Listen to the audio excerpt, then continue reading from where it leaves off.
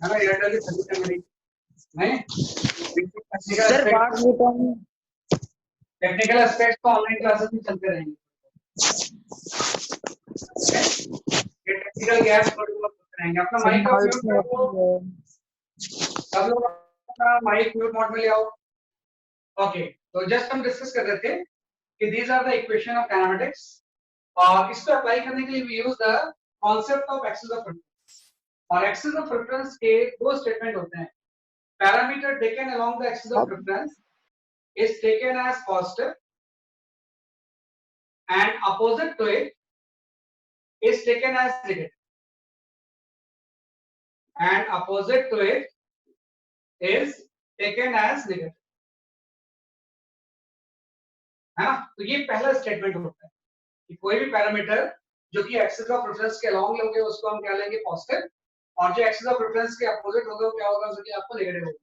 और axis of preference जो है वो आप चूज करते हैं कि आपकी जो मर्जी एक्सिस ऑफ प्रेफरेंस ले, लेकिन जो भी चीज एक्सिस ऑफ प्रेफरेंस के अलोंग होगी, पैरामीटर्स का मतलब है कि वेलोसिटी, एक्सेलेरेशन एंड डिस्प्लेसमेंट। जब भी हम पैरामीटर की वर्ड यूज कर रहे हैं तो इसका मतलब हो जाएगा वेलोसिटी, एक्सेलेरेशन एंड डिस्प्लेसमेंट। तो जो भी आप एक्सिस ऑफ प्रेफरेंस के अलोंग लोगे वो पॉजिटिव होगा, और जो उसके अपोजिट होगा वो क्या होगा, जैसे आपका नेगेटिव। और सेकंड इसमें आ जाएगा कि motion along perpendicular direction, perpendicular direction, right. Sir वो आपने हेडिंग क्या लिखी है? मोशन अलोंग परपेंडिकुलर सर तो फिर डायरेक्शन उसके और अपोजिट को क्या कहेंगे? सर वो आपने टॉप पर क्या लिखा है? मैं बता रहा हूँ बेटा, पैरामीटर्स का मतलब हो जाएगा सर वो velocity, acceleration and displacement. V stand for velocity, A stand for acceleration, और S क्या हो जाएगा इसलिए आपका डिस्प्लेसमेंट। और जो सेकंड इसका स्टेटमेंट है कि motion along the perpendicular directions are independent, मतलब x एक्सिस के अलोंग जो मोशन होगा it has nothing to do with the y axis, और y एक्सिस के अलोंग जो मोशन होगा it has nothing to do with the x axis. दोनों जो एक्सिस के अलोंग मोशन होंगे ये हमेशा क्या होंगे, इसलिए आपके इंडिपेंडेंट। तो अगर कि जब भी हम ये मोशन चैप्टर पढ़ते हैं तो दीज इक्वेशंस को जब आप अप्लाई करते हैं तो इस चीज का ध्यान रखते हैं कि कब क्या चीज आपको पॉजिटिव लेनी है, कब आपको क्या चीज लेनी है, इसलिए आपके नेगेटिव लेनी है। तो जब भी कोई भी चीज वेलोसिटी, एक्सेलरेशन या डिस्प्लेसमेंट जब एक्सिस ऑफ रेफरेंस के अलोंग लोगे वो हमेशा क्या होगी, जैसे कि आपकी पॉजिटिव, और जब उसके अपोजिट होगी तो क्या होगी आपकी सर हम बताओ। सर ये क्या है सर, टॉप पर क्या लिखा है sir? Concept of axis of concept of लिखा हुआ है, concept of axis of, concept of axis of reference. जो हम ये चीजें पढ़ रहे हैं we are studying the concept of axis of reference। कि भाई axis of reference का बेसिक कंसेप्ट क्या है। तो फर्स्ट कंसेप्ट है concept of axis of reference. तो पहला ही आ गया कि जो भी parameter sir you are not audible. Yes sir.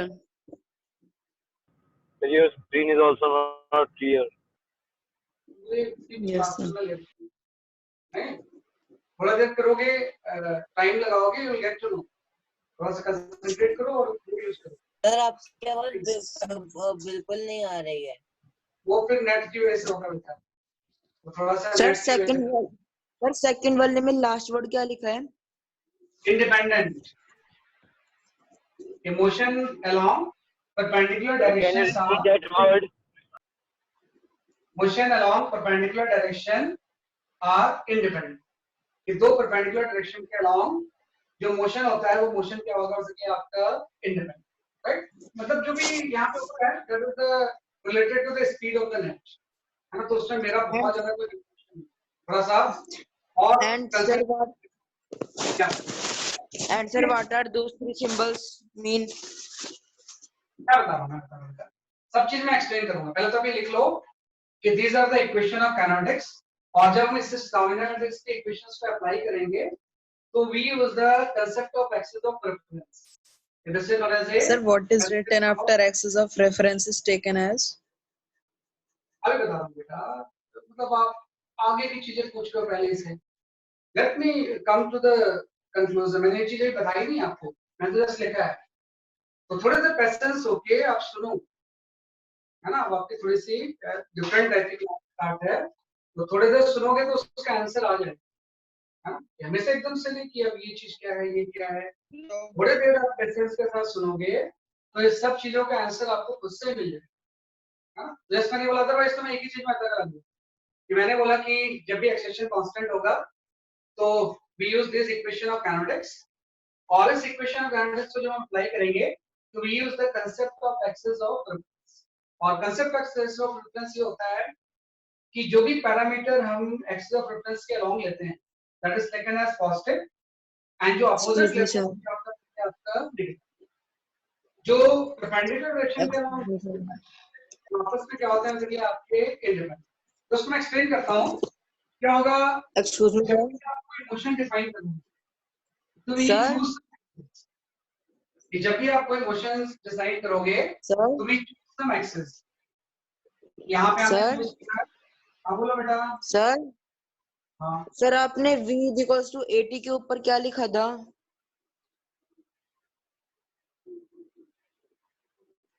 इसके ऊपर सर आपने अभी लिखा था ना sir v equals to 80, sir this इसके इज ऊपर क्या लिखा था? Applicable and acceleration is constant.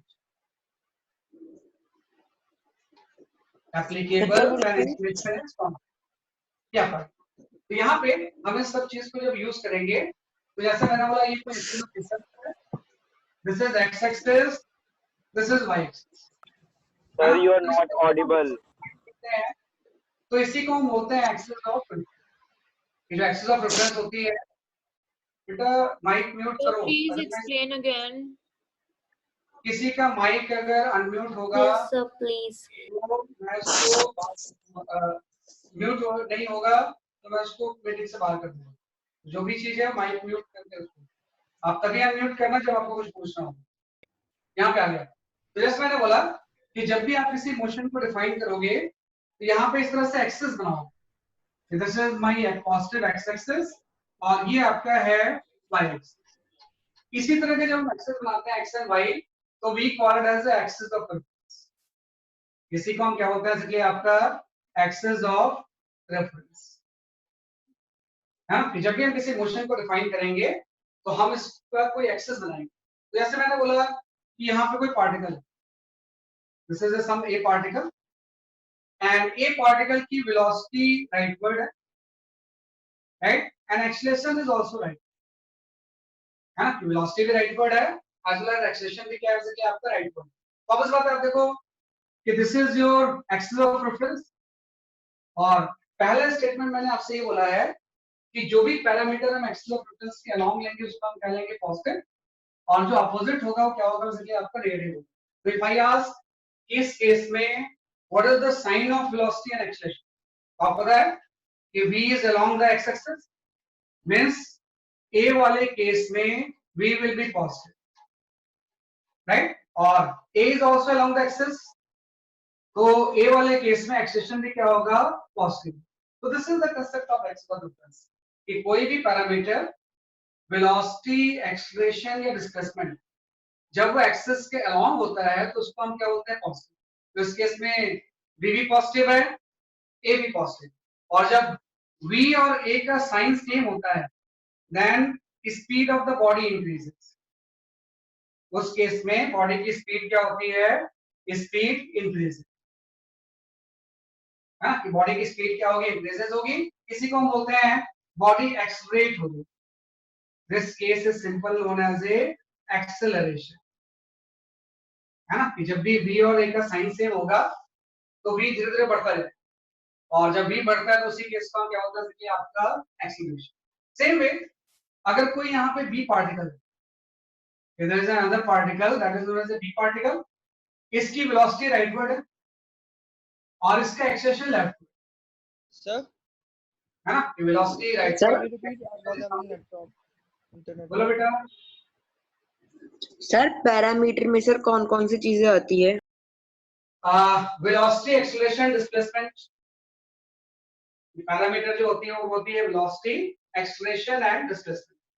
ये तीनों चीजें जो होती हैं इसी को हम बोलते हैं मोशन के पैरामीटर है ना, जो लास्ट क्लास में हमने डिस्कस किया कि मोशन पैरामीटर्स में वेलोसिटी, एक्सेलरेशन एंड डिस्प्लेसमेंट ये आ गया। इसके बाद ये आपका आ गया। इसके बाद आपको ध्यान दो, अगर मैं बी पार्टिकल की बात करूं तो बी की वेलोसिटी क्या होगी? पॉजिटिव, है ना, क्योंकि ये तो एक्सिस के अलोंग है।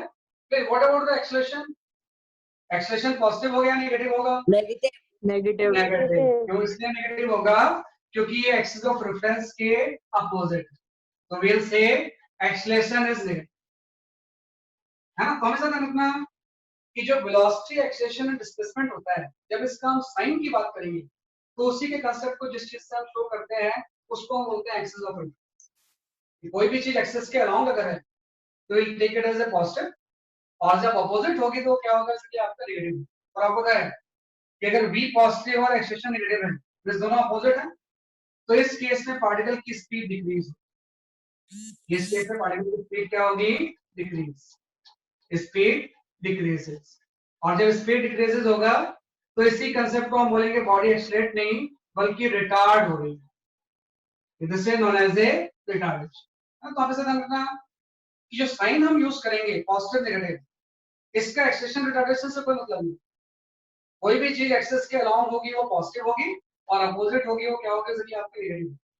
हाँ, एक्सेलरेशन रिटार्डेशन का मतलब ये है कि जब velocity and acceleration same direction में है तो बॉडी एक्सेलरेट होगी, और जब velocity and acceleration opposite direction में होगा तो बॉडी क्या होगी? इसलिए आपकी रिटार्ड। तो मैंने अभी डिस्कस किया कि what is the meaning of the first statement, कि कब किस चीज को आपको पॉजिटिव लेना है और कब किस चीज को आपको क्या लेना है? इसलिए आपका नेगेटिव। अब आते हैं सेकंड स्टेटमेंट के ऊपर। तो मैंने ये बोला है कि motion along the perpendicular direction are independent, है ना, कि भाई ये सिंपल सा ऐसा बोलते हैं कि अगर एक्स एक्सिस के अलोंग मोशन है तो उसको वाई से कोई मतलब नहीं, और कोई वाई एक्सिस के अलोंग अगर मोशन है तो उसको एक्स से कोई मतलब नहीं। जैसे अभी जो भी हम मोशन ले रहे हैं वो किसके अलोंग ले रहे हैं? एक्स एक्सिस से। तो एक्स सर एक्सिस बी वाले में v 0 क्यों हुआ? इस केस में 0 हुआ। सर बी वाले में v 0, मैम v नेगेटिव है कि पॉजिटिव है?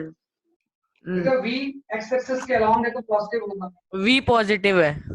v पॉजिटिव है, a नेगेटिव है, a अपोजिट है तो वो नेगेटिव हो जाएगा। एक्सिस के अलोंग चीजें पॉजिटिव होंगी, उसके अपोजिट जो चीज होगी वो क्या होगी? इसलिए आपकी नेगेटिव। तो वही मैं बोल रहा था कि x के मोशन को y से मतलब नहीं है और y के मोशन को x से कोई मतलब नहीं। तो दोनों मोशन को जब भी हम मोशन पढ़ेंगे तो सेपरेटली डील करते हैं, तो हमेशा नहीं दोनों को मिक्स नहीं करते हैं कि x के अलोंग जब मोशन ले रहे हैं तो we don't take about the motion along the y axis, और जब हम y के अलोंग मोशन लेंगे तो we don't take about the motion along the axis. तो हमेशा जब भी हम मोशन पढ़ेंगे तो इसी दो स्टेटमेंट के ऊपर सारी चीजें क्या होंगी? जैसे आपकी based. Just write it down, इसको लिख लो आप। Then I come to the free form. Sir, what is the second statement? Can you describe? Motion along perpendicular direction. This sign is used for perpendicular direction. Perpendicular direction are independent. भाई x axis के along जो motion होगा इसको y से मतलब नहीं है, और y axis के along जो motion होगा उससे x से मतलब है। तो दोनों axis के along जो motion होगा वो independent है। ये हम बात कर रहे हैं। सर आई एम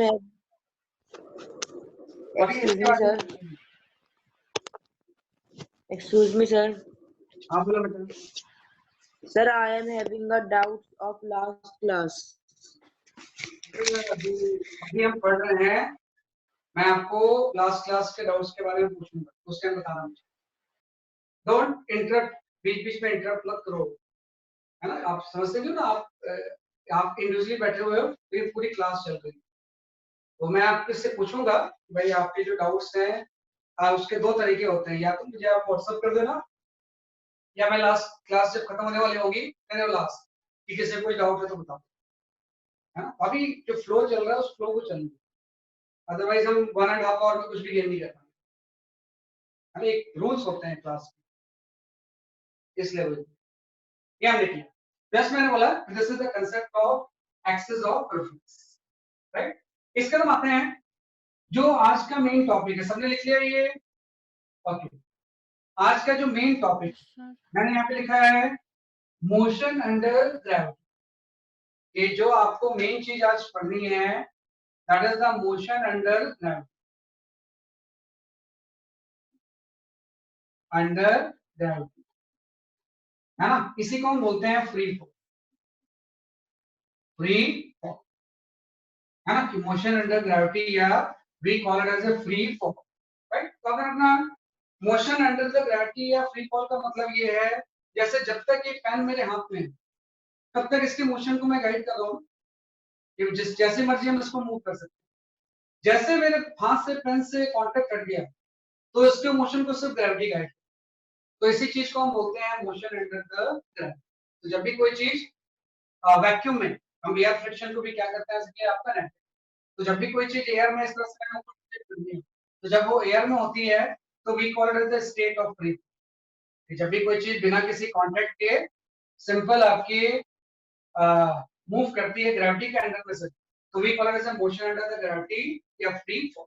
और फिर ध्यान दो कि हम इसकी बात कर रहे हैं, जैसे मैंने आपसे बोला कि किसी स्टोन को मैंने प्रोजेक्ट किया, मैं यहाँ पे एक्सिस ऑफ रेफरेंस डिफाइन करूंगा, this is the axis of reference, और यहां से मैंने किसी स्टोन को प्रोजेक्ट किया किसी यू वेलोसिटी से, है ना, कि ऊपर की तरफ उठा के मैंने स्टोन को क्या कर दिया, प्रोजेक्ट कर दिया। और जैसे मैं इसको प्रोजेक्ट किया मैंने, तो किसी टी टाइम के बाद ये स्टोन यहाँ पे आ गया, यहाँ पे अब इसकी वेलोसिटी v हो, आपको पता है this is x axis, this is Y axis, तो आपको पता है कि ये मोशन वाई एक्सिस के अलॉन्ग है ना। तो जो भी आप मोशन एनालाइज कर रहे हैं किसके अलॉन्ग एनालाइज कर रहे हैं, वाई एक्सिस के। अब मैं अगर आपसे बोलूं कि what is the sign of u, u का साइन क्या होगा, पॉजिटिव। पॉजिटिव इसलिए होगा क्योंकि वाई एक्सिस के अलॉन्ग है। What is the sign of the v, v का साइन भी क्या हो जाएगा, पॉजिटिव, क्योंकि ये भी वाई एक्सिस के अलॉन्ग है। अगर मैं आपसे बोलूं कि यहां से यहां तक इसका हाइट सपोज ये h पे पहुंच गया, तो जो इसका डिस्प्लेसमेंट होगा उसका साइन भी पॉजिटिव होगा, क्योंकि जो डिस्प्लेसमेंट हो रहा है वो भी वाई एक्सिस के अलॉन्ग हो रहा है ना। अगर वाई एक्सिस के अपोजिट डिस्प्लेसमेंट होता तो उसको हम क्या बोलते हैं, आपके लिए तो हम बोलेंगे जो डिस्प्लेसमेंट है वो भी इस केस में पॉजिटिव, है ना, कि जैसे मैंने यहाँ से इसको प्रोजेक्ट किया तो यहाँ से यहाँ तक पहुंचा और इसकी स्पीड यहाँ पे भी हो, तो u भी पॉजिटिव है, v भी पॉजिटिव है, डिस्प्लेसमेंट भी पॉजिटिव है। व्हाट अबाउट द एक्सीलरेशन, कि जब ये इस तरह से फ्री फॉल स्टेट में होगा या ग्रेविटी के अंडर में होगा तो कौन सा एक्सीलरेशन लगता है इसमें, विच एक्सीलरेशन एक्ट, कि जब भी कोई चीज इस तरह से फ्लोट करती है फ्रीली तो कौन सा एक्सीलरेशन एक्ट करता है, उसी को हम बोलते हैं एक्सीलरेशन ड्यू टू ग्रेविटी। जो एक्सीलरेशन इस केस में एक्ट करेगा उसी को बोलते हैं एक्सीलरेशन ड्यू टू ग्रेविटी। तो सिंपल सा बोलेंगे कि मोशन अंडर द ग्रेविटी में जो एक्सीलरेशन एक्ट करेगा that is known as a acceleration due to gravity, acceleration due to gravity. भाई जो एक्सीलरेशन एक्ट करेगा इसी को हम क्या बोलते हैं, इसलिए आपका एक्सीलरेशन ड्यू टू ग्रेविटी। तो आपको पता है एक्सीलरेशन ड्यू टू ग्रेविटी की वैल्यू g है ना, और g की वैल्यू कितनी होती है, 9.8 मीटर पर सेकंड, है ना। जब भी कोई चीज एयर में होगी, जैसे जब तक मेरे हाथ में है तब तक मेरी मर्जी है, जैसे मर्जी मैं एक्सपेक्ट करूं, लेकिन एक बार कोई ऑब्जेक्ट अगर एयर में आ गया फिर मेरी मर्जी नहीं चलती, फिर तो आर्ट डिसाइड करता है। उसी चीज को हम बोलते हैं मोशन अंडर ग्रेविटी, और उस टाइम एक ही एक्सीलरेशन एक्ट करता है g। तो जैसे वैसे तो g की value 9.8 metre per second square होती है, लेकिन g की अप्रॉक्सीमेट वैल्यू क्या था क्या चीज, सर जी, इसमें बोलो बेटा, सर हाँ सर जी क्या था इस केस में, किस केस में, ये g, Acceleration due to gravity. हाँ बेटा ये g acceleration Yes, due to sir. Gravity, ये एक्सेलेरेशन है भाई, जो g है this is known as acceleration due to gravity. भाई जब भी कोई चीज एयर में होगी तो एक्सेलेरेशन एक्ट करता है, उसी को हम बोलते हैं एक्सेलेरेशन ड्यू टू ग्रेविटी, और उसकी जो वैल्यू होती है वो कितनी होती है, 9.8 मीटर पर सेकंड स्क्वायर। कई बार क्या होता है, सिंपलिसिटी के लिए हम इसको 10 ले लेते हैं, we can take it as a 10 metre per second square. और इस g की डायरेक्शन क्या होती है, in what direction g act, है ना, what is the direction of the g, Sir, opposite direction. Vertically downward, Sir, vertically down. towards ground. g act करता है towards the ground, it act vertically downward, ये किस तरह back करेगा? Vertically downward towards the ground. या towards the ground, है ना? कि भाई जी अर्थ ही तो अट्रैक्ट कर रही है, तो हमेशा किस तरह बैक करेगा? Towards the ground. तो मतलब जब भी एयर में स्टोन होगा तो इसके ऊपर एक एक्सेशन लगेगा, और इसी एक्सेशन को हम बोलेंगे एक्सेशन ड्यू टू ग्रेविटी या जी, है ना? तो ये कहीं भी जाए, ये ऊपर जाए नीचे जाए, उससे फर्क नहीं पड़ता है। जी हमेशा क्या होगा? बेसिकली आपका डाउन, हमेशा टुवर्ड्स द ग्राउंड जी की वैल्यू क्या करेगी? एक्ट करेगी। तो आपको पता है, if I ask what is the sign of G, sign of G क्या होगा? पॉजिटिव या नेगेटिव? Negative. लेकिन आपसे तो पूछे Negative. कि इस केस में इसमें एक्सेलेरेशन कितना है, तो एक्सेलेरेशन जो होगा वो माइनस जी होगा, है ना? तो ध्यान रखना, एक्सिस ऑफ फ्रंटल से कंसेप्ट वही है कि कई बार जो बुक्स होती है उसमें गलत भी लिखा होता है ना? आपको हमेशा इसके अकॉर्डिंग करना कि जो भी चीज एक्सिस के अलोंग है, यू एक्सिस के अलोंग थी पॉजिटिव हो गई, वी एक्सिस के अलोंग थी पॉजिटिव हो गई, डिस्प्लेसमेंट वाई एक्सिस के अलोंग था पॉजिटिव हो गया, प्लेन जी अपोजिट था, तो इसके अकॉर्डिंग ए की जो वैल्यू होगी वो क्या हो जाएगी? माइनस जी। तो हमेशा मोशन अंडर ग्रेविटी में एक ही एक्सेशन एक्ट करता है, उसी को हम बोलते हैं जी, और जी की वैसे वैल्यू 9.8 होती है, लेकिन इसको हम 10 भी ले सकते हैं, राइट? बहुत सारे क्वेश्चंस में इसकी वैल्यू हम क्या लेंगे? जैसे आपका 10 मीटर पर सेकंड स्क्वायर, तो इसी को हम बोलते हैं मोशन अंडर ग्रेविटी या फ्री, राइट? ठीक है, देख लो बस, जस्ट राइट इट।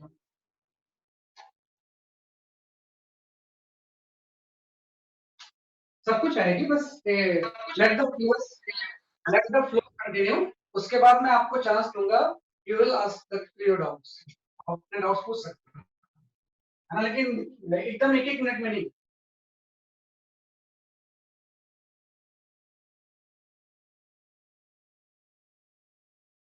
है ना? हमेशा रखना कि जो पॉजिटिव नेगेटिव लेने का कंसेप्ट है वो एक्सिस डिसाइड है ना? कि एक्सिस आपने डिसाइड कर दिया, उसके अलोंग जो चीज होगी वो पॉजिटिव होगी, और उसके अपोजिट जो चीज होगी वो क्या होगी? Negative. Your voice is not clear. Yes.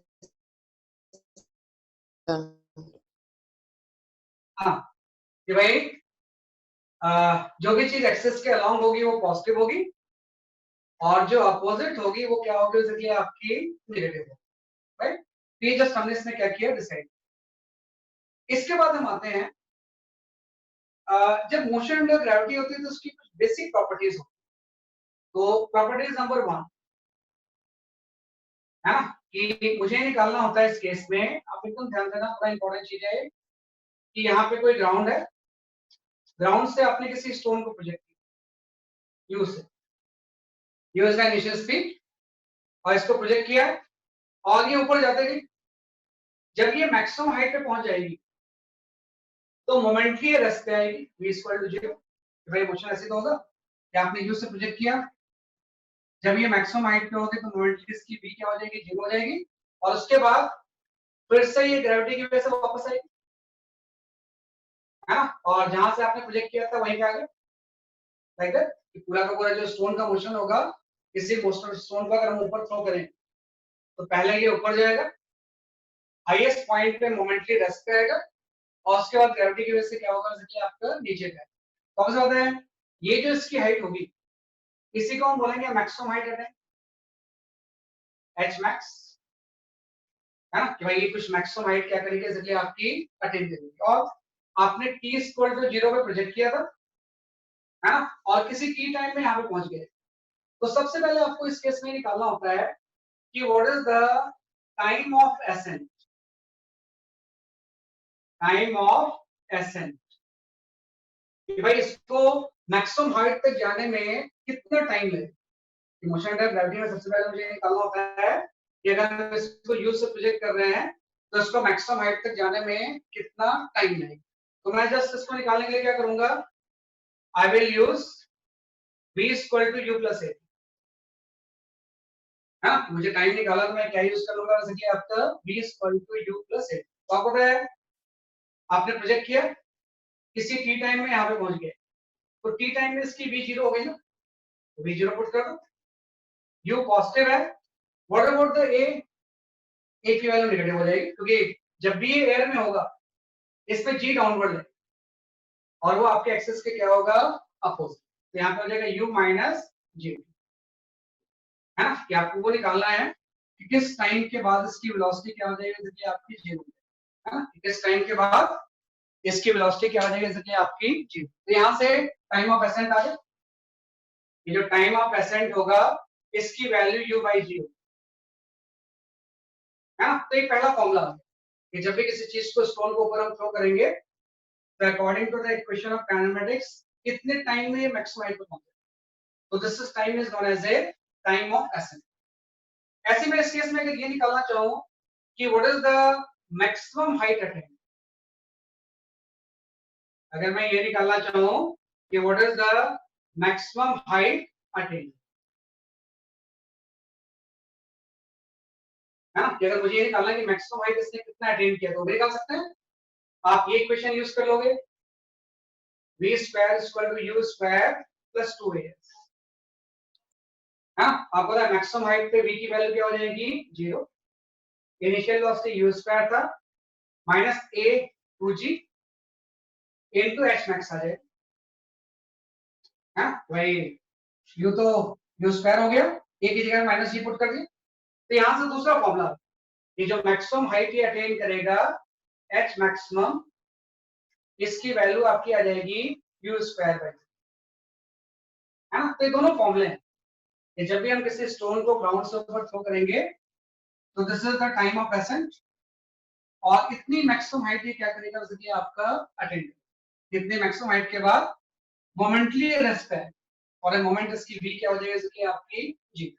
ऐसे ही इस केस में अगर मैं आपसे पूछूं कि जैसे टाइम ऑफ एसेंट अगर u बाई g है, what is the time of descent, time of descent क्या होगा भाई, आपने यहां से इसको ऊपर थ्रो किया, इसे स्टोन को आपने u से ऊपर थ्रो किया और ये जाके वापस वहीं पे आ गया, है ना। तो जाने में इसको जो टाइम लगा that is your u by g, वापस आने में किसको कितना टाइम लगेगा, what is the time of descent, any idea, time of descent क्या होगा। एक्सक्यूज मी सर, हाँ बोलो बेटा। सर आपने यहाँ पे t is equal to u upon g लिखा है, वो नेगेटिव होगा नहीं नेगेटिव नहीं होगा बेटा, नेगेटिव कैसे सर, होगा, वहाँ पे तो u माइनस जी टी लिखा है ना। बेटा जब इधर ले जाएंगे तो प्लस हो जाएगा ना, ये इधर जीरो है, इक्वल टू साइन इधर ले जाएंगे तो साइन चेंज नहीं होगा, तो सर नीचे वाली इक्वेशन में नीचे वाली इसी इक्वेशन से तो ये आया है भाई, u इधर ले जाएंगे gt इधर ले जाएंगे तो पॉजिटिव हो जाएगा, तो t equal to u by g हो जाएगा, इससे भी ऐसे ही है, ये इधर जाएगा तो ये पॉजिटिव हो जाएगा, u स्क्वायर बाई 2g हो जाएगा, ये नेगेटिव ओके सर। साइन तो चेंज होगा ना। इसके बाद अगर मैं आपसे पूछूं कि इसको मैक्सिमम हाइट तक पहुंचने में time equal to u by g लगा, what is the time of descent, sir u upon g, time Yes, of sir. Descent g होता है, बिल्कुल सही, कि फ्री फॉल में एक बड़ी इंपॉर्टेंट प्रॉपर्टी होती है कि जब भी कोई चीज फ्री फॉल स्टेट में होता है then time of ascent right is equal to time of descent, है ना। जितना टाइम इसको ऊपर जाने में लगता है उतने टाइम में नीचे भी है, टाइम ऑफ डिसेंट हमेशा किसके इक्वल होगा, टाइम ऑफ डिसेंट। दोनों चीज अलग अलग नहीं होती, कि फ्री फॉल स्टेट में अगर कोई भी चीज है तो टाइम ऑफ एसेंट किसके इक्वल हो जाएगा, टाइम ऑफ डिसेंट। आप निकाल भी सकते हो, जैसे मैं जो टाइम ऑफ डिसेंट होता है मैं ऐसे निकालता हूँ, मुझे एच मैक्स आ गया, है ना, और टाइम ऑफ डिसेंट निकालने के लिए मैं ये फॉर्मूला यूज करूंगा, s equal to ut plus half at square, है कि मुझे अगर निकालना है कि टाइम ऑफ डिसेंट कितना होगा तो s equal to ut plus half at square. तो आप ध्यान दो, पार्टिकल मैक्सिमम हाइट पे इसकी इनिशियल वेलोसिटी 0 थी, मैं मैक्सिमम हाइट पे मोमेंटरी रेस्ट पे होगा, तो यहां से जब मोशन स्टार्ट होगा तो इसी को इनिशियल वेलोसिटी बोलेंगे, ये 0 हो गया, इसके बाद ये नीचे आ रहा है, तो जब ये ग्राउंड में पहुंचेगा तो इसका डिस्प्लेसमेंट हो जाएगा h, लेकिन ये नेगेटिव हो जाएगा माइनस h, समझिए, तो भाई यहां से स्टार्ट होके एक्सिस के अपोजिट ही नीचे आ रहा है, कोई भी चीज ऊपर जाती है तो उसका डिस्प्लेसमेंट पॉजिटिव होता है, नीचे आएगी तो डिस्प्लेसमेंट क्या होगा, नेगेटिव। इनिशियल वेलोसिटी इसकी 0, क्योंकि यहाँ पे रेस्ट से तो नीचे आया था नहीं, प्लस इनफैक्ट माइनस आ जाएगा हाफ, यहाँ पे जी की जगह माइनस जी पुट कर देंगे इनटू टी स्क्वायर। हाँ, सिंपल से आप ऐसे करोगे कि जब ये मैक्सिमम हाइट से नीचे आएगा तो डिस्प्लेसमेंट नेगेटिव, और जी तो हमेशा नेगेटिव होते ही, वो तो माइनस जी आपने पुट कर दिया। तो यहाँ से टाइम ऑफ डिसेंट की वैल्यू मैंने निकाली, कि टाइम ऑफ डिसेंट की वैल्यू जो होगी ये आपकी हो जाएगी एच मैक्सिमम, है ना, ये आपका हो जाएगा twice of H by g, है ना। तो हमेशा भी जानते हैं किसी भी चीज को अगर रास्ते में छोड़ूं तो ग्राउंड तक पहुंचने में इसको टाइम कितना लगता है। किसी भी चीज को अगर मैं रेस्ट से रिलीज करूं तो उसको ग्राउंड में पहुंचने में टाइम कितना लगेगा, जैसे आपका under of 2h by g, right. लेकिन आप थोड़ा ध्यान दो, t इक्वल टू यहाँ तो u बाई जी था, और इसको यहाँ से यहाँ तक आने में जो टाइम लग रहा है अंडर ऑफ 2h बाई जी लग रहा है, दोनों अलग अलग है ना, अलग अलग नहीं है। अगर मैं ये h max की वैल्यू यहाँ पुट जो आपने h max की वैल्यू यहाँ पे निकाली है उसको आप यहाँ पुट कर दो, जैसे हम पुट करेंगे यहाँ पे क्या आ जाएगा, देखिए आपका 2 इंटू यू स्क्वायर बाई 4, है ना, यहाँ पे आपका u square by 2 g square, तो 2 कैंसिल, ये भी यू बाई जी, है ना। तो ये दोनों फॉर्मूले हैं कि आपको ये भी जानना है कि भाई किसी पार्टिकल को अगर हम रेस्ट से छोड़ते हैं तो उसको ग्राउंड तक पहुंचने में जो टाइम लगता है वो कितना लगता है, under root of 2h by g, है ना। और इसमें अगर मैं h की वैल्यू वहां से सब्स्टिट्यूट कर दूं तो ये भी u बाई जी आ जाएगा। तो यहाँ बड़ा एक बोल्ड स्टेटमेंट हम देते हैं कि जब भी कोई फ्री फॉल होगा तो टाइम ऑफ एसेंट हमेशा किसके इक्वल हो जाएगा, टाइम ऑफ डिसेंट। जितने टाइम में ये बॉल ऊपर जाएगी उतने ही टाइम में वापस गिरे। तो कई बार आपसे पूछते हैं कि what is the total time of flight, total time of flight. इस केस में अगर आपसे पूछा जाए कि what is the total time of flight, capital T, 2u upon g। हाँ, u by g में गया, u by g में वापस आया, तो जो टोटल टाइम ऑफ फ्लाइट हो जाएगा वो कितना हो जाएगा, 2u। तो जस्ट हमें कुछ फॉर्मूले यहाँ पे लिख रहे हैं, हाँ, टाइम ऑफ असेंट या डिसेंट u by g होगा।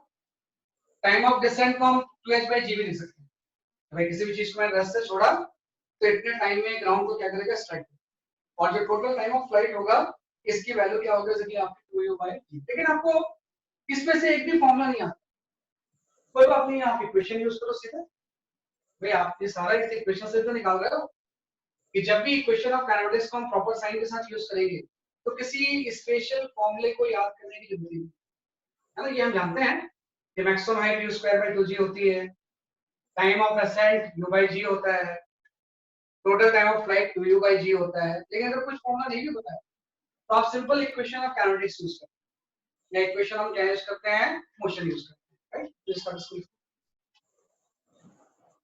इस तरह से हम इसको define.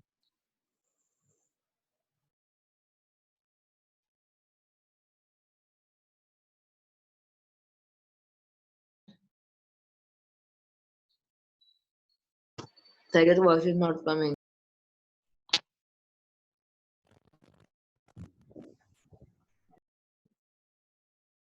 This is known as a motion under gravity.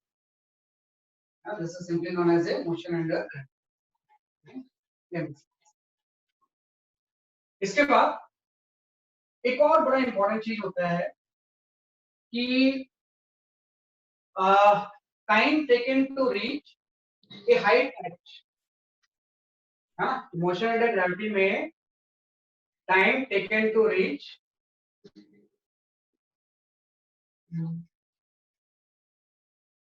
Right a height h, हाँ, which is not maximum height। कोई हाइट h है जो कि मैक्सिमम हाइट नहीं, not maximum height. Maximum height पहुंचने का टाइम तो आपने निकाल लिया, ये मैक्सिमम हाइट तक पहुंचने का टाइम तो u by g होगा, टाइम ऑफ असेंट बोलते हैं, राइट। लेकिन अगर कोई हाइट पहुंचना है और मैक्सिमम हाइट नहीं है तो उसका हम कैसे टाइम निकालें। जैसे अगर मैं आपसे बोलूं कि आपका ग्राउंड है ग्राउंड से आपने यहाँ पे किसी स्टोन को प्रोजेक्ट कर दिया यू से, है ना, और किसी टी टाइम पे ये किसी हाइट पे पहुंच गया, लेकिन जब ये हाइट पे पहुंचा तो ऊपर मूव कर रहा था, मतलब रेस्ट पे नहीं आया है, ये मैक्सिमम हाइट नहीं, इसलिए ऊपर जा रहा है किसी एच हाइट, और आपने टी स्क्वायर 0 पे इसको यहाँ से प्रोजेक्ट किया, टी स्क्वायर 0 पे किसी यू से प्रोजेक्ट करते हैं तो किसी टी टाइम पे यहाँ पे पहुंच गया, राइट। तो आपको बताना है कि इसको इस एच हाइट तक पहुंचने में टाइम कितना लगेगा, कैलकुलेट करो क्या टाइम लगेगा इसे। अगर ये मैक्सिमम हाइट होती तब तो time equal to u by g आ जाता, लेकिन मैक्सिमम हाइट के अलावा दूसरी हाइट तक पहुंचने में कितना टाइम लगेगा, जस्ट एवरीबॉडी ट्राई कि how much time it will take to reach a particular height h।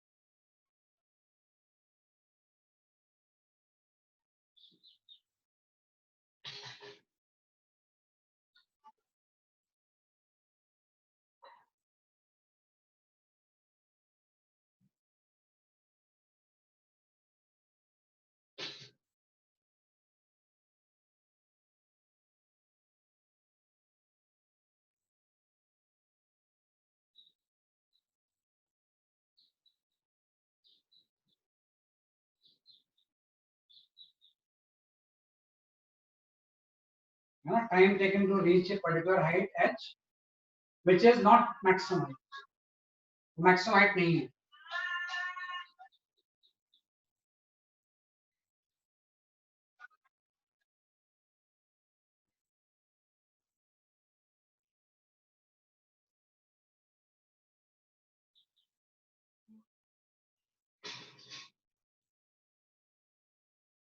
तो लेट मी एक्सप्लेन, मैं बताता हूँ इसे, है ना, थोड़ा सा थ्योरी का ही पार्ट है, आप भी आंसर निकालोगे आई नो, लेकिन मैं थोड़ा सा इसको एक्सप्लेन करता हूँ कि मुझे निकालना है कि किसी स्टोन को हमने ग्राउंड से थ्रो किया, इसकी इनिशियल वेलोसिटी u है, तो किसी टी टाइम के बाद वो किसी पॉइंट पे पहुंच गया, है ना, वहां पे वो रेस्ट पे नहीं आया है, वो मैक्सिमम हाइट नहीं है, तो एच हाइट तक पहुंचने में इसको कितना टाइम लगेगा, तो मैं जस्ट ये फॉर्मूला यूज कर लूंगा, s equal to ut plus half at square.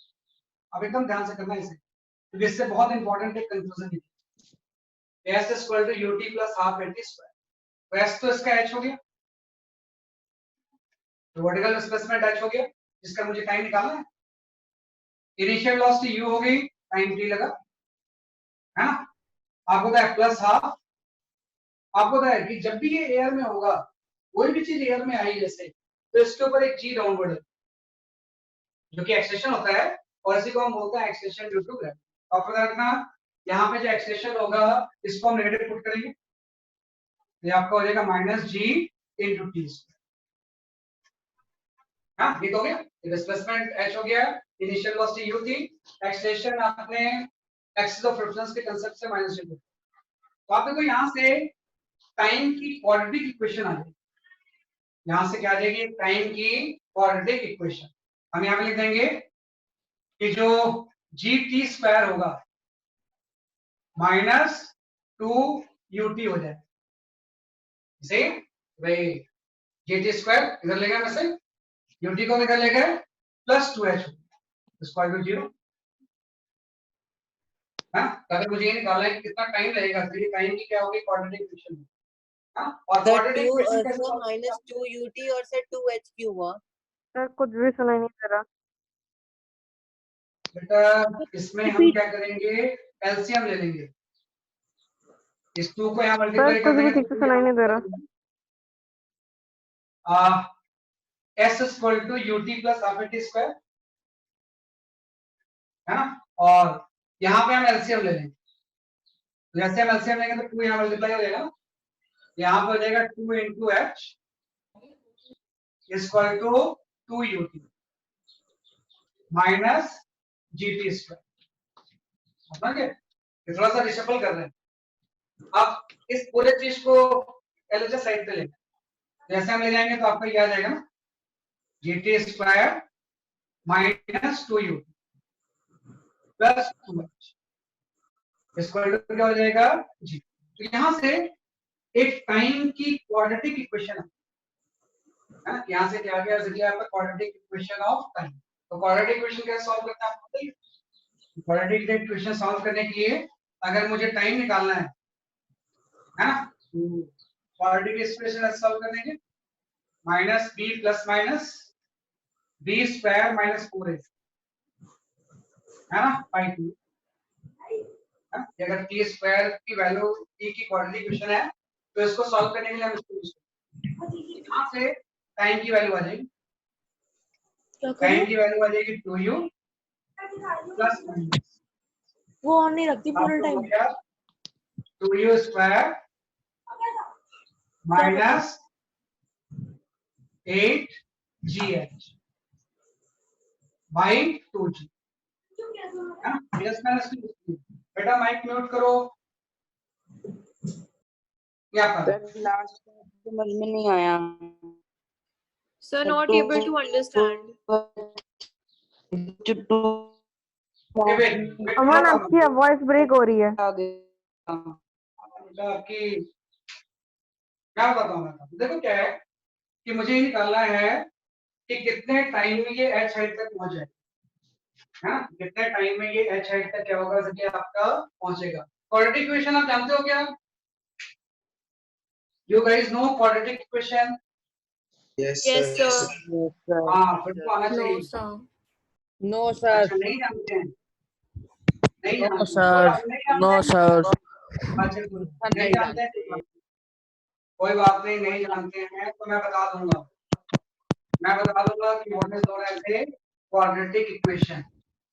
चलिए थोड़ा सा तो एक्स्ट्रा जानना होगा। तो हम यहाँ पे we study one equation this is known as a quadratic equation, है ना, इस तरह की इक्वेशन होती है, इसलिए आप इसको समझ नहीं पा रहे। This is known as a quadratic equation. What is quadratic equation तो जो क्वाड्रेटिक इक्वेशन होता है ये आपका होता है ax square plus bx plus c equal to 0। इस तरह से कोई इक्वेशन होती है ax square plus bx plus c, तो इस तरह की इक्वेशंस को we call as a quadratic equation, हाँ। तो इस इक्वेशंस में आपको x की वैल्यू निकालनी है कि भाई अगर कोई इस तरह की इक्वेशन दी हुई है, इसमें a b c कुछ कांस्टेंट, तो इसमें आपको ये निकालना होता है कि x की वैल्यू क्या होगी। तो उस x को निकालने का यहाँ पे फॉर्मूला होता है। अगर मुझे x को निकालना है तो x की वैल्यू ये होती है ना, x की वैल्यू क्या हो जाएगी minus b plus minus b square minus 4ac by 2। तो आप देखो कि ये भी तो एक क्वाड्रेटिक इक्वेशन आ गई ना, बस x की जगह पे क्या आ गया, टाइम आ गया। तो आप ध्यान दो, ये जो सॉल्यूशन है ये इस इक्वेशन का होता है ax square plus bx plus c, हाँ। तो आप ध्यान दो इस इक्वेशन में x स्क्वायर का कोएफिशिएंट a होता है, x का कोएफिशिएंट कितना होता है b होता है, और एक कांस्टेंट यहाँ पे c होता है, तो आप थोड़ा सा ध्यान दो कि जब हम इस इक्वेशन को सॉल्व करेंगे तो x स्क्वायर की जगह t स्क्वायर आ गया ना, तो ये जो चीज होगी वो a हो जाएगी, हाँ। x की जगह पे t आ गया, ये वाला टर्म क्या हो जाएगा, b हो जाएगा, और ये वाला जो टर्म होगा जो आइसोलेटेड है वो क्या हो जाएगा, c आ जाएगा। और ध्यान दो ax square plus bx plus c होता है, तो x स्क्वायर के साथ a आता है, x के साथ b आता है, और सिंपल एक c अलग से आता है। तो यहाँ पे x स्क्वायर के जगह पे तो आपको t स्क्वायर निकालना है ना, तो t स्क्वायर के साथ जो टर्म होगा उसको हम बोलेंगे a, t के साथ जो टर्म होगा वो होगा b, और ये जो टर्म होगा वो क्या हो जाएगा, देखिए आपका c होगा। तो आप ध्यान दो सेम इस चीज को यहाँ पे अप्लाई करेंगे। अगर इस तरह की इक्वेशन आ गई और मुझे टाइम निकालना है ना, तो मैं टाइम निकालने के लिए जस्ट ये इक्वेशन यूज करूंगा माइनस बी। तो आप देखो बी यहाँ पे माइनस 2u है ना, यहाँ पे 2u आ गया प्लस माइनस बी स्क्वायर है ना, बी स्क्वायर के जगह पे 2u स्क्वायर आ गया माइनस 4ac। आप लिखोगे यहाँ पे 4ac, ए की जगह पे क्या आ गया g आ गया और c की जगह पे आपने क्या लिख दिया जैसे आपका 2। तो इसमें इस इक्वेशन का सॉल्यूशन ये होता है। तो वैसे ही इस इक्वेशन का मैं सॉल्यूशन निकाल minus b plus minus under root of b square minus 2ac आ गया बाई 2a। तो a की जगह पे क्या आ गया जैसे आपका g। तो ये हमने निकाल लिया। अगर आपसे कोई पूछे एक्सक्यूज मी कि सर, किसी टूल को आपने यहाँ से प्रोजेक्ट किया किसी यूएस वेलोसिटी से, तो एच हाइट तक पहुंचने में टाइम कितना लगेगा। तो मैंने क्या किया, ये फॉर्मूला अप्लाई किया और उससे मेरा एक इक्वेशन आ गया, उसी को हम बोलते हैं क्वाड्रेटिक इक्वेशन।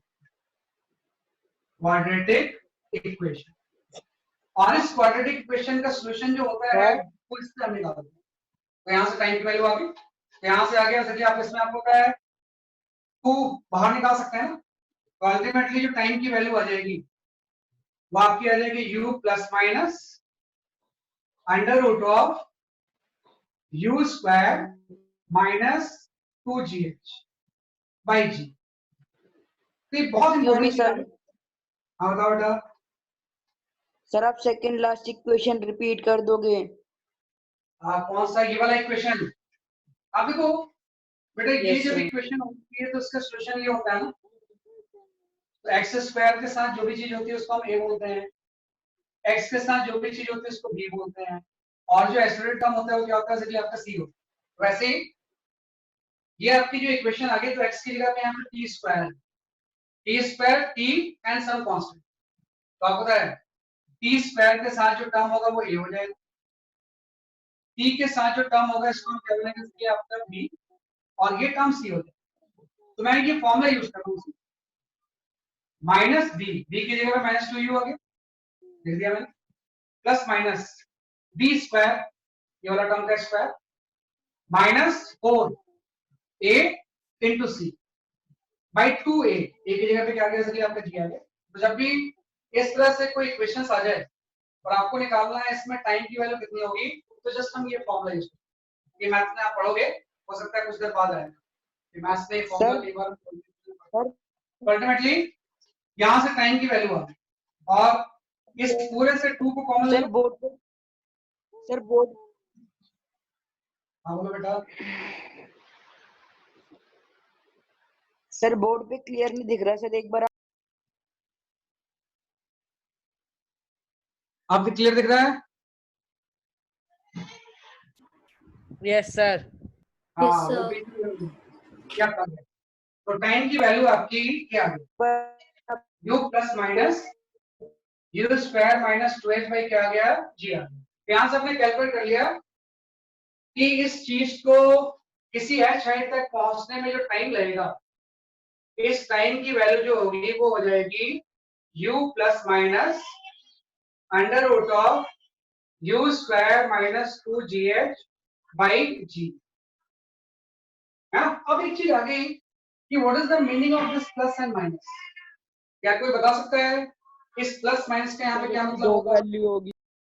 दो वैल्यू होगी। सर दो वैल्यू आ सकती हैं दो रूट में वैल्यू जो आ होता है। सकती है। एक वैल्यू आ जाएगी t1 जिसमें हम माइनस ले लेंगे u minus under root of u square minus 2gh by g, और एक वैल्यू आ जाएगी प्लस ले लोगे t2। तो t2 आ जाएगा आपका है ना, एक दो दूसरी जो वैल्यू होगी वो कितनी हो जाएगी t2, और ये हो जाएगा u plus under root of u square minus 2gh by g, है ना। एक बार मैंने यहाँ पे जब भी इस तरह से प्लस माइनस होती है तो दो रूट्स होते हैं, t की दो वैल्यू होगी, एक माइनस ले लिया t1 और एक प्लस ले लिया तो t2। इस केस में दो वैल्यू का क्या सिग्निफिकेंस है, what is the significance of to values? कोई बता सकते हैं क्या ये दो वैल्यूज क्यों आ रही है ना? कि मैंने आपसे पूछा था फायर में नहीं अलग वो अलग तो वैल्यूज स्क्वायर में सही है, वो तो मैं मैथमेटिकली समझ गया कि भाई ये आ गया टाइम की वैल्यू, तो दो इसकी वैल्यूज हैं, एक बार प्लस ले लिया, दूसरा बार माइनस ले लिया। इस फिजिकल सिग्निफिकेंस क्या है, इस सिचुएशन में इसका टाइम का दो वैल्यूज का क्या मतलब? वो तो मुझे पता है कि इस तरह की इक्वेशन आएगी तो दो वैल्यूज आएंगी, वैसे फिजिक्स में इसका क्या सिग्निफिकेंस है ये बताओ जरा। What is the significance in physics?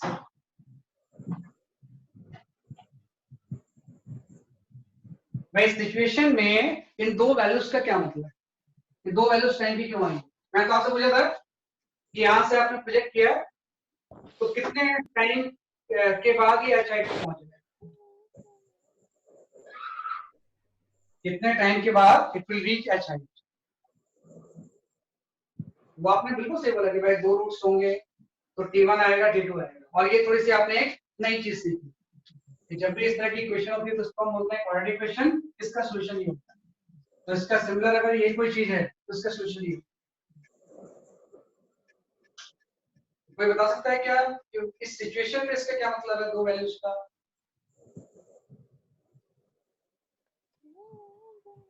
Sir मैं बताऊं? हाँ बोलो।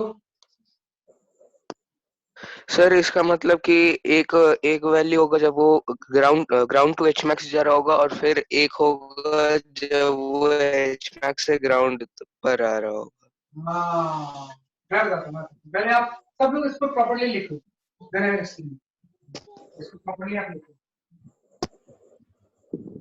जस्ट प्रॉपर्ली पूरी चीज को लिख लो। सर वो सही है। लिख लिया आपने सारा कुछ? एक चलो मैं आता हूँ, देखो लिख लो, take your time and just write it down.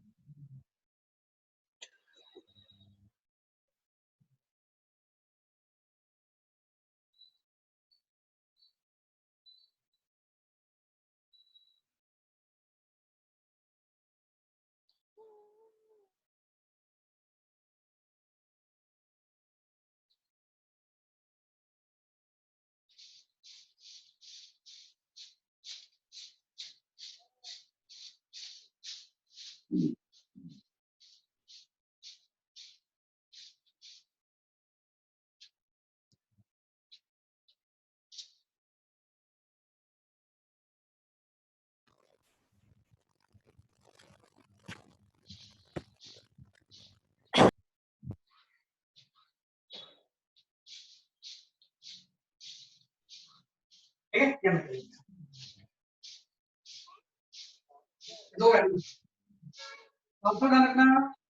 अब I get back to the my original question. मेरा ओरिजिनल क्वेश्चन जस्ट सिंपल सा ये था कि ये आपका ग्राउंड है और इस ग्राउंड से किसी स्टोन को आपने ऊपर थ्रो किया किसी यू इनिशियल वैल्यू, तो मैंने ही बोला था कि किसी हाइट एस तक पहुंचने में जो कि मैक्सिमम हाइट नहीं है, इसको कितना टाइम लगेगा? तो आपके पास इसकी दो वैल्यूज आ गई, आपने इस तरह से एक वैल्यूज निकाली और आपके पास दो वैल्यू आ गई। एक तो टाइम T1 आ गया, हाँ T1 की जो वैल्यू आ गई वो आपकी आ गई u minus under root of u square minus 2g by g, और एक टाइम T2 आ, ये आपका आ गया u plus under root of u square minus 2gh by g। अब ये दो टाइम क्यों आ गए? इसका मतलब ये है कि मैंने तो ये पूछा था कि कितने टाइम पर ये एच हाइट पे पहुंचेगा। तो एक तो अगर आपने ए से प्रोजेक्ट किया तो ए से बी तक पहुंचने का टाइम होगा, ये जो T1 आपने टाइम निकाला है ये ए से कहां तक पहुंचने का टाइम बेसिकली आपका बी तक, कि भाई ए से बी तक पहुंचने का टाइम क्या होगा बेसिकली आपका ये होगा। लेकिन आपको पता है कि पार्टिकल यहाँ रुकेगा थोड़ी, बल्कि ये और ऊपर जाएगा, किसी स्टैंड पे इसकी v 0 हो जाएगी, उसी को हम बोलेंगे एच मैक्सिमम, और फिर ये वापस भी आएगा ऐसे। आप देखो सेम हाइट पे दो बार होगा ना, अगर मैं किसी एच हाइट पर आइडेंटिफाई कर लूं तो सेम हाइट पे दो बार होगा, एक बार एसेंट का टाइम और दूसरा क्या होगा जैसे कि आपका डिसेंट। क्या समझना कि सेम हाइट पे हमेशा पार्टिकल दो बार आता है, एक तो at the time of ascent और एक हो जाएगा at the time of descent. तो दो टाइम इसलिए आ रहा है, एक तो टाइम है सीधे ए से बी पहुंचने का और दूसरा टाइम है इस तरह से जाके वापस यहाँ तक पहुंचने का। मतलब अगर ये बी पॉइंट है, इसको मैं कोई डी पॉइंट बोल देता हूँ, तो दूसरा जो टाइम होगा वो ए से बी तक के पहुंचने है ना। एक से सीधे बी तक पहुंचने का टाइम जो है वो t1 है, तो ए से वापस रिटर्न होकर सेम हाइट पे फिर से आएगा और वो टाइम क्या हो जाएगा सभी आपका t2। तो हमेशा फिजिक्स में जब हम क्वाड्रेटिक इक्वेशन सॉल्व करेंगे तो उसकी दो वैल्यूज आती है और दो वैल्यूज का हमेशा कुछ सिग्निफिकेंस होता है। तो इसके केस में सिग्निफिकेंस ये है कि सेम हाइट पे दो बार आएगा, एक at the time of ascent और एक क्या हो जाएगा at the time of descent. और इन दोनों को अगर हम ऐड कर दें, भाई यहां से यहां तक पहुंचने का टाइम और यहां से ये पूरा यहां तक पहुंचने का टाइम है ना, इन दोनों को अगर हम ऐड कर दें t1 प्लस t2 है ना, तो आप देखो क्या आ जाएगा। जैसे मैं दोनों को ऐड कर दूंगा तो if I add these two times, ये दोनों टाइम को अगर ऐड कर दूंगा तो क्या आ जाएगा आपका 2u by g। हाँ भाई ये वाला टर्म तो कैंसिल हो जाएगा है ना, यहाँ पे आ जाएगा 2u by और 2u by g क्या होता है अभी आपने पढ़ा है कि 2u by g क्या होता है total time of flight. Total time total time of flight, total time of flight है। तो हमेशा रखना फ्री फॉल में हमेशा ये सारी प्रॉपर्टीज वैलिड होंगी। सेम हाइट पे दो बार आएगा, एक t1 टाइम पे एक t2 टाइम पे और उन दोनों का जो सम होगा वो क्या हो जाएगा कि आपका टोटल टाइम है। और एक मैंने बताई है कि टाइम ऑफ एसेंट हमेशा किसके इक्वल होगा टाइम ऑफ डिसेंट। जितने टाइम में ये ए से बी पहुंचेगा उतने टाइम से डी से वापस नहीं आना। ये हमेशा टाइम ऑफ एसेंट और टाइम ऑफ डिसेंट क्या होते हैं सेम। तो ये चीज आप ध्यान रखना कि ये मैंने टाइम कैसे निकाला और दो जो वैल्यूज आई थी उसका सिग्निफिकेंस क्या और दोनों का जो सम होगा ये क्या हो जाएगा इसलिए आपका टोटल टाइम ऑफ राइट। तो इसी के ऊपर वी अटेम्प्ट वन न्यूमेरिकल।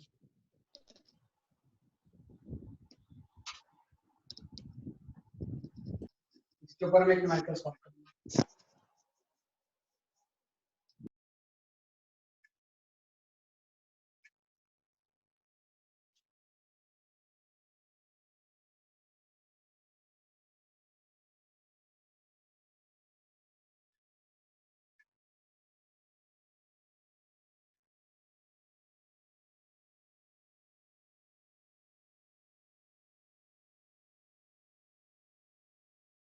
और यहाँ पे जो भी पढ़ाया जाएगा आप रखना कि 9th का तो हम पढ़ेंगे ही, we reach up to the Olympiad level.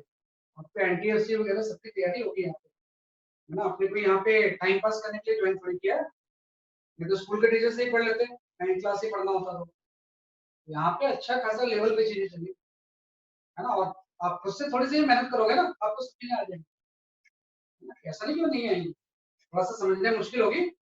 मतलब जब भी किसी चीज को समझने में थोड़ी सी मुश्किल हो रही है मतलब वो चीज अच्छी है और बहुत आसानी से कोई चीज आ गई मतलब वो उस स्टैंडर्ड की नहीं चलेगी। एकदम एनटीएससी लेवल ओलंपियाड लेवल की चीजें पढ़ाई जाएंगी along with your regular school studies. Regular studies को लेके अच्छे लेवल पर चीजें बताएंगे। तो ये हमने बात की कि सेम हाइट पे दो टाइम पे होता है, एक तो टाइम ऑफ एसेंट और दूसरा टाइम ऑफ डिसेंट और उस टाइम का सम जो होगा ये क्या होता है जैसे कि आपका total time of right. Just मुझे एक क्वेश्चन का आंसर दे दो फटाफट। Yes. एक न्यूमेरिकल अगर हम सॉल्व करें यहाँ से as a example 1 for today.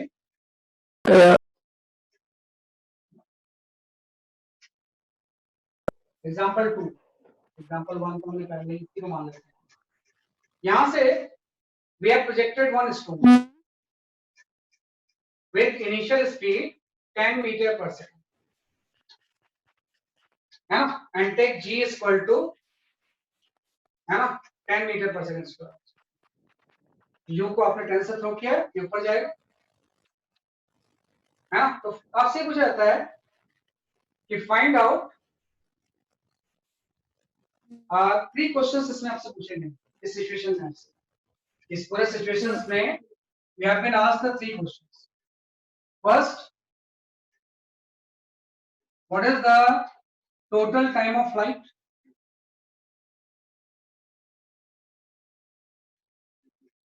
Second, maximum height.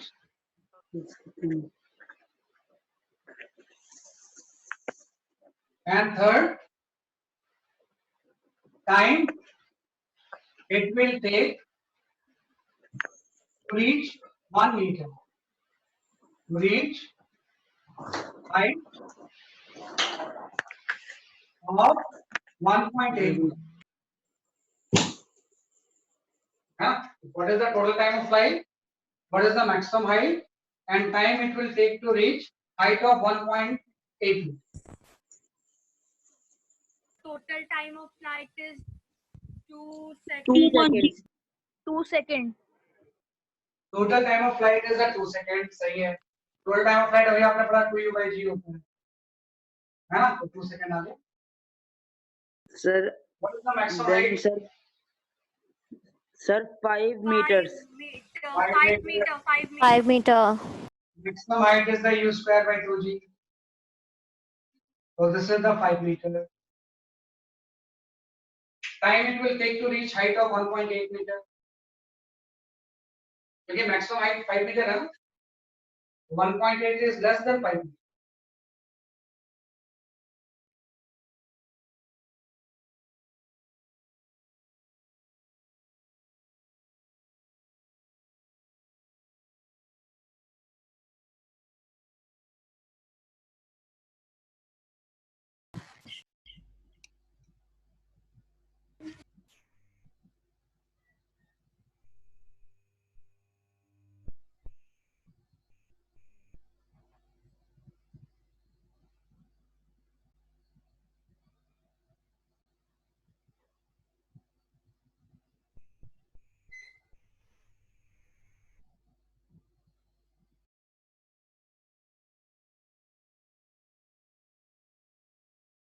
Sir, 0.2 8. Sir, What answer you get? sir, 0.2 seconds. And दो आंसर आएंगे बेटा, दो आंसर आएंगे क्योंकि सेम हाइट तो दो टाइम पे होता है.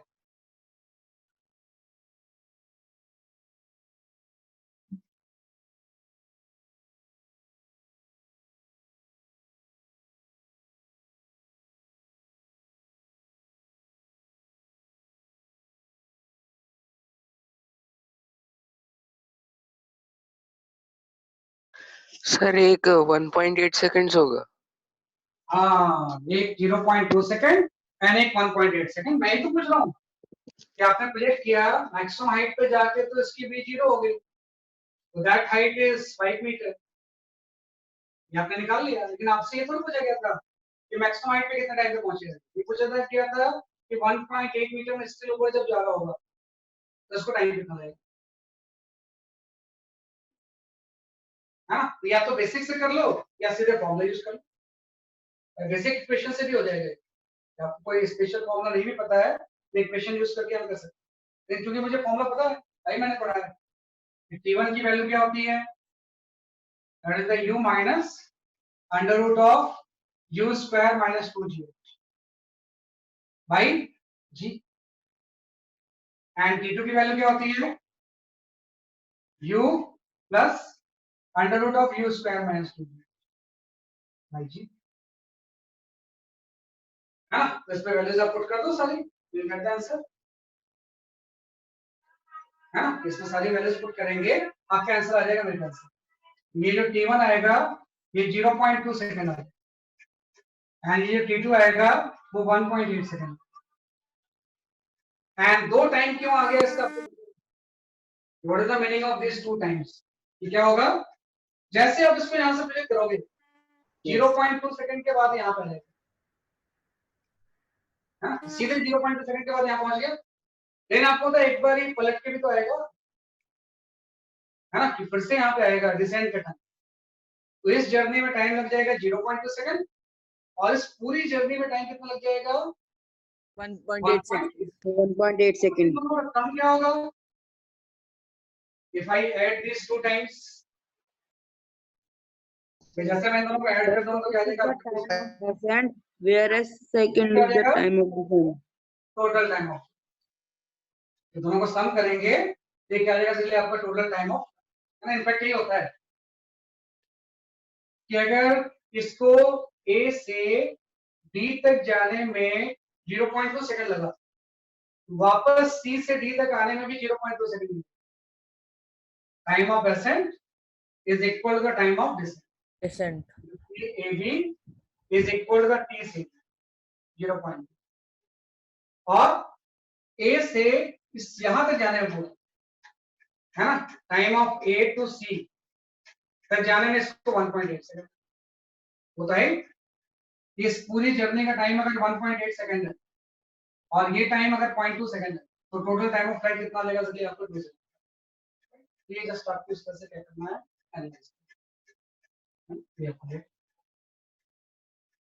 इस तरह से उसको सॉल्व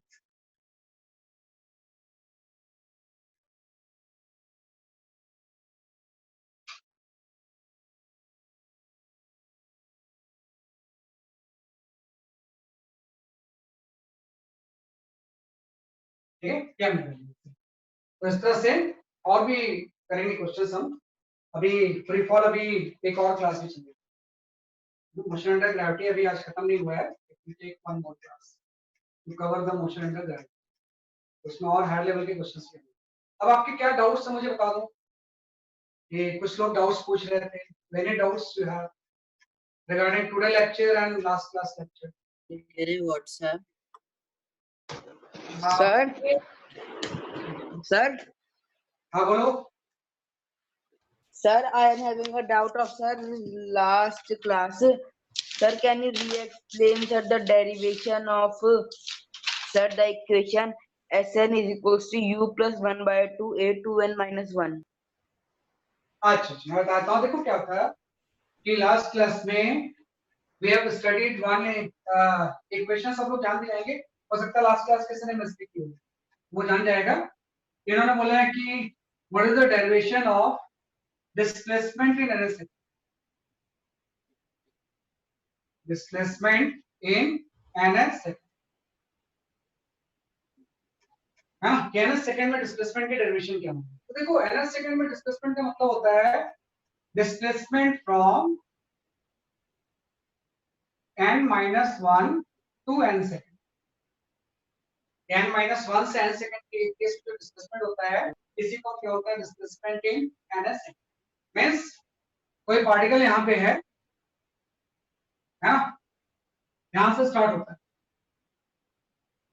राइट इसकी इनिशियल स्पीड u है एक्सेलरेशन ये लग रहा है तो आफ्टर n minus 1 सेकंड यहाँ पे आ जाएगा और n सेकंड के बाद यहाँ आ जाएगा तो आपसे इस गैप का डिस्प्लेसमेंट पूछा जाता है कि बीच वाले गैप में कितना डिस्प्लेसमेंट हो गया हम क्या करेंगे पहले मैं निकालूंगा कि पूरे n सेकंड में कितना मूव करके आ गया इसको मैं बोलूंगा ऐसा फिर मैं निकालूंगा कि n-1 में कितना हुआ n-1 है पूरे n सेकंड का निकाल लिया n-1 का निकाल लिया और बीच का जो गैप होगा उसका डिफरेंस आ जाएगा तो जो डिस्प्लेसमेंट इन n सेकंड होता है गैप को हो जाएगा sn माइनस sn-1 और Sn की वैल्यू हम लिख लेंगे Sn की वैल्यू हो जाएगी ut plus half an square तो un plus half an square ये Sn हो गया गलत n-1 में टाइम n-1 हो जाएगा तो हो जाएगा minus ut un-1 plus half a into n-1 है ना इसको हम क्या करेंगे इसलिए आपका इस तरह से लिख दिया हमने वापस आ रहा है n सेकंड के बाद यहाँ पे आ गया वो डिस्प्लेसमेंट इतना हो गया n-1 सेकंड के बाद ये यहाँ पे आ गया इसका डिस्प्लेसमेंट ये हो गया अब इन दोनों को आप माइनस करो जैसे मैं थोड़ा सा इसको ठीक से माइनस करूंगा यहाँ पे आपका ये आ जाएगा un plus half a n square, यहाँ पे आ जाएगा minus u n plus u, ये वाले टर्म को ओपन कर देंगे, सर हाफ आपका वीडियो लाते हैं half a n square, sir आपकी वही डिस्ट्रैक्ट करते हैं। अभी आ रहा है, हाफ ए आ जाएगा प्लस यहाँ पे आ जाएगा ए एन आ जाएगा, हाँ जस्ट आप इसको ब्रैकेट ओपन कर दोगे तो n square plus 1 square plus आपका यहाँ पे 2n आ गया, हाँ यहाँ पे 2n की जगह पे an आ गया, तो आप लोग ध्यान दो ये वाला टर्म कैंसिल, हाँ और यहाँ पे भी माइनस आ जाएगा एक साइन, तो बाहर एक माइनस साइन था, तो यहाँ पे साइन क्या आ गया, इसलिए आपका माइनस आ गया, तो ये वाला टर्म भी कैंसिल, हाँ ये वाला टर्म भी यहाँ पे क्या आ गया, इसलिए आपका कैंसिल आ गया, तो यहाँ पे आ गया u, हाँ यहाँ पे क्या आ गया, इसलिए आपका u plus half a into आपका 2n माइनस 1, हाँ ये u and half a plus क्या आएगा, इसलिए आपका 2n माइनस 1, राइट। तो मैं इससे आपको सिंपल से इसको सॉल्व कर लूंगा इस टर्म्स को, विल गेट दिस आंसर, है ना, ये कैलकुलेशन आप खुद से कर लो, इसको सॉल्व करोगे, इसको आप सॉल्व करोगे will get this answer, u plus half a into 2n, हाँ बोलो बेटा। सर जिसको डाउट नहीं है उसका क्या नहीं कर सकता है? डेरिवेशन आ गया, यस सर। हाँ ठीक है, तो इसको आप सॉल्व करोगे सिंपलीफाई करके तो ये लगता है। और कोई डाउट? सर